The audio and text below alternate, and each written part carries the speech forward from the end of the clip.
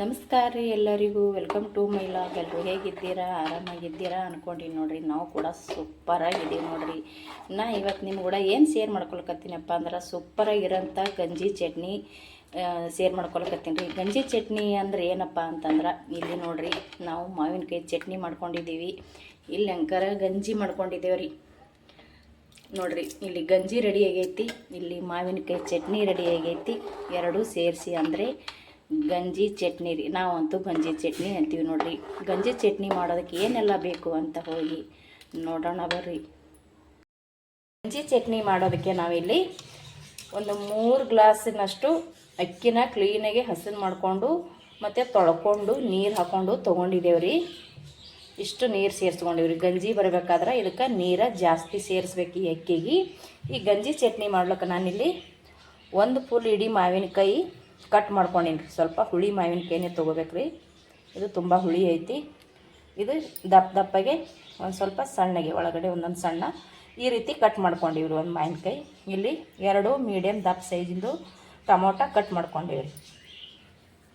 ಒಂದು ದಪ್ಪ ಸೈಜಿಂದು ಈರುಳ್ಳಿ ಕಟ್ ಮಾಡ್ಕೊಂಡಿದ್ದೀವಿ.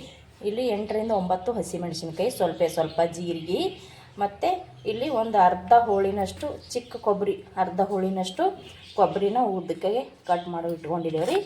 ಇಲ್ಲಿನೂ ಕೂಡ ಒಂದು ಸ್ವಲ್ಪ ಮಾವಿನಕಾಯಿ ಕಟ್ ಮಾಡಿ ಇಟ್ಕೊಂಡಿನಿ. ಇದು ಚಟ್ನಿ ಮಾಡುವಾಗ ಮ್ಯಾಲೆ ಕುದಿಸ್ಕೋತೇವೆ ರೀ, ಆ ಟೈಮ್ನಾಗ ಹಾಕ್ಕೊಳಕ್ಕೆ ಇದು.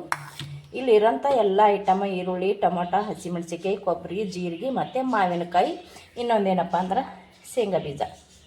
ಇದಿಷ್ಟನ್ನು ನಾವು ಸ್ವಲ್ಪ ಎಣ್ಣೆ ಹಾಕಿ ಹುರ್ಕೋಬೇಕಾಗ್ತದೆ. ಸ್ವಲ್ಪ ಎಣ್ಣೆ ಹಾಕ್ಕೊಂಡು ಹುರ್ಕೋಬೇಕ್ರಿ. ಇಲ್ಲಿರೋಂಥದ್ದು ಮಾವಿನಕಾಯಿ, ಈರುಳ್ಳಿ ಏನು ಹೇಳಿದ್ಮೇಲೆ ಇದು ಪ್ರತಿಯೊಂದೂ ನಾವು ಹುರ್ಕೋಬೇಕಾಗ್ತದೆ. ಸ್ವಲ್ಪ ಎಣ್ಣೆ ಹಾಕ್ಕೊಂಡು ಫ್ರೈ ಮಾಡ್ಕೋಬೇಕಾಗ್ತದೆ ರೀ. ಗಂಜಿ ಎಲ್ಲ ಮಾಡೋದಕ್ಕೆ ನಾನು ಇಲ್ಲಿ ಆಗಲೇ ಹೇಳ್ದಂಗೆ ಕ್ಲೀನ್ ಮಾಡ್ಕೊಂಡಿರುವಂಥ ಮತ್ತು ನೀರು ಹಾಕ್ಕೊಂಡಿರುವಂಥ ಅಕ್ಕಿನ ತೊಳೆದು ಗ್ಯಾಸ್ ಹಚ್ಚಿ ಗ್ಯಾಸಿನ ಮ್ಯಾಗ ಇಟ್ಕೊಂಡೇನಿ ರೀ. ಇದು ಗಂಜಿ ಥರ ಮಾಡ್ಕೋಬೇಕ್ರಿ. ಇವಾಗ ಇಲ್ಲೊಂದು ಪಾತ್ರೆ ಇಟ್ಕೊಂಡಿವ್ರಿ ಗ್ಯಾಸ್ ಹಚ್ಚಿ. ಅದಕ್ಕೆ ಶೇಂಗಾ ಬೀಜ ಹಾಕ್ಕೊಳಕತ್ತೀವಿ. ಚಟ್ನಿ ಮಾಡ್ಲಿಕ್ಕೆ ಶೇಂಗಾನ ಹುರ್ಕೊಳಕತ್ತೀವಿ ರೀ. ಇದೊಂದು ಸ್ವಲ್ಪ ಚೆನ್ನಾಗಿ ಹುರ್ಕೋಬೇಕ್ರಿ. ಹುರ್ಕೊಂಡು ಚಟ್ನಿ ಮಾಡಿದೆವಪ್ಪ ಅಂದ್ರೆ ಸೂಪರ್ ಆಗ್ತದೆ ರೀ ಮಾವಿನಕಾಯಿ ಚಟ್ನಿ. ಇದೊಂದು ಸ್ವಲ್ಪ ಹುರ್ಕೊಂಡು ತೊಗೋತೀವಿ. ಬೀಜನ ಹುರ್ಕೊಂಡು ತೊಗೊಂಡೇವ್ರಿ. ಇವಾಗ ಅದೇ ಪಾತ್ರೆ ಇಟ್ಕೊಂಡು ಜೀರಿಗೆ ಸೇರಿಸ್ಕೊಳ್ಕತ್ತೀವಿ ರೀ. ಜೀರಿಗೆ ಮತ್ತು ಒಣ ಕೊಬ್ಬರಿ, ಹಸಿಮೆಣಸಿನ್ಕಾಯಿ, ಈರುಳ್ಳಿ, ಜೀರಿಗೆ, ಒಣ ಕೊಬ್ಬರಿ, ಹಸಿಮೆಣಸಿನ್ಕಾಯಿ ಮತ್ತು ಈರುಳ್ಳಿ, ಮಾವಿನಕಾಯಿ ಇಷ್ಟು ನಾವು ಹಾಕ್ಕೊಂಡಿವ್ರಿ.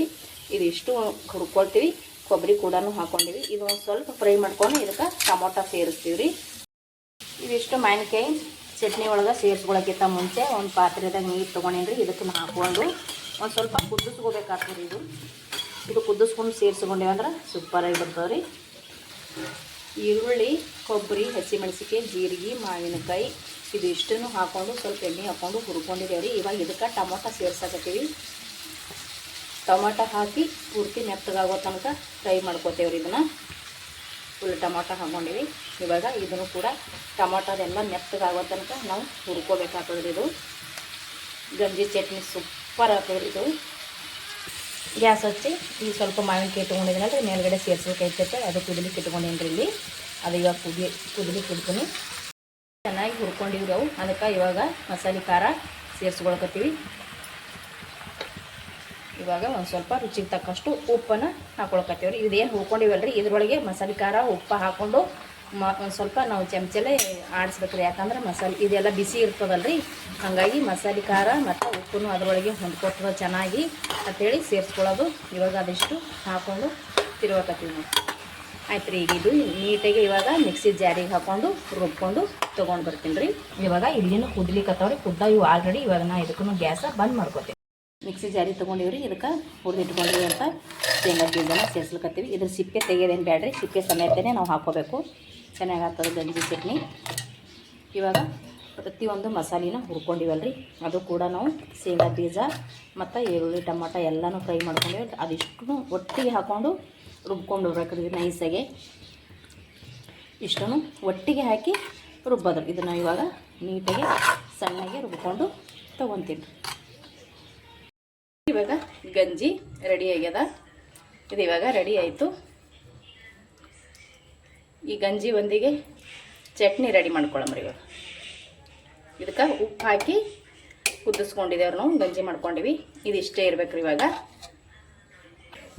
ಗ್ಯಾಸ್ ಹಚ್ಚಿ ಒಂದು ಪಾತ್ರೆ ಇಟ್ಕೊಂಡಿವಿ. ಅದಕ್ಕೊಂದು ಸ್ವಲ್ಪ ಎಣ್ಣೆ ಹಾಕೊಂಡಿನ್ರಿ. ಅದು ಎಣ್ಣೆ ಕೈಲ್ರಿ ಒಂದು ಸ್ವಲ್ಪ ರೀ. ಇವಾಗ ಸ್ವಲ್ಪ ಎಣ್ಣೆ ಕೈದೈತಿ. ಇವಾಗ ಫಸ್ಟ ಕಡಲೆಬೇಳೆ ಹಾಕೊಳಕತ್ತೀನಿ. ಕಡಲೆಬೇಳೆ ಒಂದು ಸ್ವಲ್ಪ ಕಲರ್ ಚೇಂಜ್ ಆಗನ ಉದ್ದಿನ ಬೇಳೆ ಹಾಕೊಳ್ಳಂಬ್ರಿ. ಇವಾಗ ಇದಕ್ಕೆ ಉದ್ದಿನ ಬೇಳೆ ಹಾಕ್ಕೊಳ್ತೀನಿ ನೋಡ್ರಿ. ಇವಾಗ ಒಂದು ಸ್ವಲ್ಪ ಜೀರಿಗೆ, ಸ್ವಲ್ಪ ಸಾಸಿವೆ, ಇವಾಗ ಬೆಳ್ಳುಳ್ಳಿ ಇದಿಷ್ಟು ಇವಾಗ ಫ್ರೈ. ಇವಾಗ ಇದಕ್ಕೆ ಸ್ವಲ್ಪ ಕರಿಬೇವು ಸೇರ್ಕೊಂಡಿರಿ. ಸ್ವಲ್ಪ ಕಡಲೆಬೇಳೆ ಉದ್ದಿನಬೇಳೆ ಒಂದು ಸ್ವಲ್ಪ ಕೆಂಪಗಾಗೋ ತನಕ ಫ್ರೈ ಮಾಡಿಕೊಂಡು ಕೊತ್ತಂಬರಿ ಸೊಪ್ಪನ್ನು ಸೇರಿಸ್ಕೊಂಡಿವ್ರಿ. ಇವಾಗ ಇದಕ್ಕೆ ಅರ್ದಿಟ್ಟಿರುವಂಥ ಚಟ್ನಿನ ಸೇರಿಸ್ಕೊಳಕತ್ತೀನಿ. ಮಾವಿನಕಾಯಿ, ಈರುಳ್ಳಿ, ಟಮಾಟಿ, ಕೊಬ್ಬರಿ, ಜೀರಿಗೆ, ಹಸಿಮೆಣಸಿನ್ಕಾಯಿ ಪ್ರತಿಯೊಂದನ್ನು ಹಾಕಿ ಇದು ಫ್ರೈ ಮಾಡ್ಕೊಂಡಿದ್ದೇವಲ್ರಿ. ಫ್ರೈ ಮಾಡಿಕೊಂಡು ಅರ್ಕೊಂಡು ತೊಗೊಂಡು ಬಂದಿರುವಂಥ ಚಟ್ನಿನ ಈ ಒಗ್ಗರಣೆಗೆ ಸೇರಿಸಿದೆ ನಾ. ಇವಾಗ ಅದಕ್ಕೆ ಕುದಿಸಿಟ್ಟಿರೋ ಮಾವಿನಕಾಯಿ ಕುದಿಸಿಟ್ಟಿನಲ್ರಿ ಅದನ್ನು ಸೇರಿಸ್ಕೊಳ್ಕೊತೀನಿ. ಈ ಟೈಮ್ನಾಗ ಮಾವಿನಕಾಯಿ ಕುದಿಸಿಟ್ಕೊಂಡಿದ್ದು ಸೇರಿಸ್ಕೊಳ್ಳೋದ್ರಿ. ಮಾವಿನಕಾಯಿ ಹಾಕ್ಕೊಂಡಿವ್ರಿ. ಮಾವಿನಕಾಯಿ ನೀರನ್ನ ನಾವು ಏನು ಮಿಕ್ಸಿ ಜಾರ್ನಾಗ ಹರ್ಕೊಂಡಿದ್ದೇವ್ರಿ ಚಟ್ನಿ, ಅದನ್ನು ತೊಳೆದು ಇದೇ ಪಾತ್ರಕ್ಕೆ ಹಾಕ್ಕೊಂಡು ಆ ನೀರನ್ನ ಇದಕ್ಕೆ ಸೇರಿಸ್ಕೊಳ್ಕತ್ತೀವಿ ನೋಡ್ರಿ. ಇವಾಗ ಚೆನ್ನಾಗಿ ಇದನ್ನು ತಿರುಗಂಬ್ರಿ. ಚೆನ್ನಾಗಿ ಎಲ್ಲ ಕಡೆಗೆ ಹೊಂದಂಗೆ ಮಿಕ್ಸ್ ಮಾಡ್ಕೋಬೇಕು. ರೆಡಿ ಐತಿ ನೋಡ್ರಿ ನಾವು ಮಾಡಿರುವಂಥ ಗಂಜಿ ಚಟ್ನಿ. ಸೂಪರಾಗಿದೆ ನೋಡ್ರಿ. ಈ ರೀತಿ ಹಾಕೊಂಡು ತಿಂತಾ ಇದ್ದರೆ ಸೂಪರಾಗಿರ್ತದೆ ನೋಡ್ರಿ ಗಂಜಿ ಚಟ್ನಿ.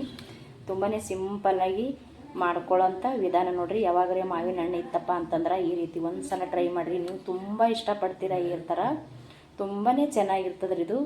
ನಾವು ಮಾಡಿರುವಂಥ ಗಂಜಿ ಚಟ್ನಿ ನಿಮಗೆ ಇಷ್ಟ ಆಗಿತ್ತಂದ್ರೆ ಪ್ಲೀಸ್ ಒಂದು ಲೈಕ್ ಮಾಡಿರಿ, ಕಮೆಂಟ್ ಮಾಡಿರಿ, ಶೇರ್ ಮಾಡಿರಿ, ಸಬ್ಸ್ಕ್ರೈಬ್ ಮಾಡ್ಕೊರಿ.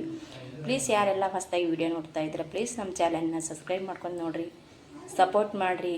ಮತ್ತೊಮ್ಮೆ ಎಲ್ಲರಿಗೂ ನಮಸ್ಕಾರ ರೀ. Thank you.